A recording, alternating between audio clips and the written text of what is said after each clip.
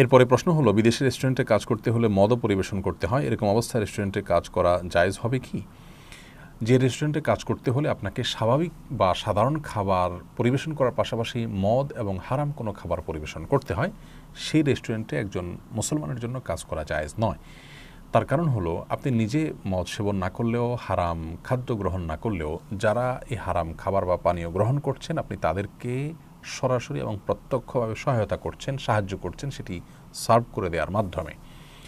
আর কোনো অপরাধ কেউ নিজে না করলেও অন্যজন অপরাধ করছেন তাকে সহায়তা করলে এবং তার সহায়কের ভূমিকা অবতীর্ণ হলে সেই অপরাধের দায় তার উপরেও বর্তায়। কোনো একজন কাউকে খুন করছে, আপনি যদি খুনি ব্যক্তিকে খুন করতে সহযোগিতা করেন এবং সহযোগিতামূলক কোনো একটা উদ্যোগ নেন, যেমন অস্ত্রটা আপনি তাকে অগ্রসর করে দিলেন, বা যাকে খুন করা হচ্ছে তাকে আপনি ধরে রাখলেন, বা কোনোভাবে আপনি খুনির খুন করতে সহায়তা হয় এরকম কোনো কাজ করলেন, তাহলে সেই খুনের দায় কিন্তু আপনাকেও নিতে হবে।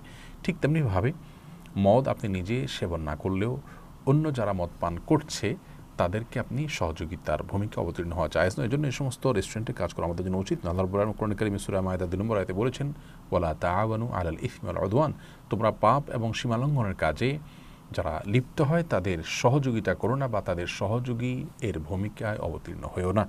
তো এই জন্য এ ধরনের প্রতিষ্ঠানে কাজ করা জায়েজ নয়। হালাল আল্লাহর জমিনে ইমানদারদের জন্য সংকীর্ণ, কারণ জান্নাতে যারা যাবে তাদের সংখ্যা খুব বেশি নয়।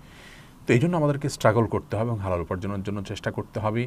যতদিন পর্যন্ত বিকল্প কোনো হালাল পথ আপনি না পাচ্ছেন ততদিন পর্যন্ত এখানে কাজ করতে পারেন, কিন্তু আমরা পরামর্শ দিব এটা ছেড়ে দিয়ে তারপরে হালাল পথ খোঁজার জন্য। তাহলে সেক্ষেত্রে খোঁজাটা হবে যথাযথভাবে এবং আল্লাহ তাআলার সাহায্য বেশি আসবে ইনশাআল্লাহ বিইذনিল্লাহ।